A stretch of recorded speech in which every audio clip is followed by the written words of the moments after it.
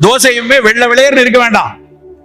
வெள்ளையா நல்ல பாலிஷ் போட்டு, சில்கி பாலிஷ் போட்டு அரிசியை கொண்டு வந்து அதுல பொன்னி அரிசியில அப்படியே பொல பொல பொலன்னு வெள்ளையா இருக்கணும் நினைச்சதுதான் நம்மளுடைய பெருந்தப்பு.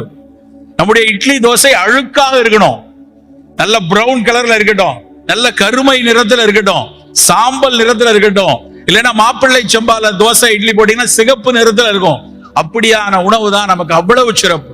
சென்னை இங்க கோயம்புத்தூருக்கு ஒரு 2 மாதத்துக்கு முன்னாடி அக்ரிகல்ச்சர் யூனிவர்சிட்டி போயிருக்கோம். அங்க இருக்கக்கூடிய ஒரு விவசாயத்துறை பேராசிரியர் அப்படியே வியந்து சொல்றாரு, சார் நீங்க ஒவ்வொரு தடவையும் மீட்டிங்ல போய் இந்த மாப்பிள்ளை சம்பா கருப்பு கவுனி எல்லாம் சொல்றீங்க, இந்த டேட்டாவெல்லாம் கொஞ்சம் பார்த்துட்டு இதை பத்தி இன்னும் பேசுங்கன்னு எடுத்து 2 பேப்பரை கொடுக்குறாரு.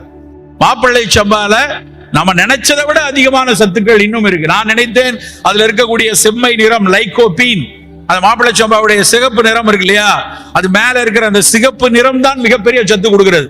எதுல எல்லாம் மேல சிகப்பு நிறம்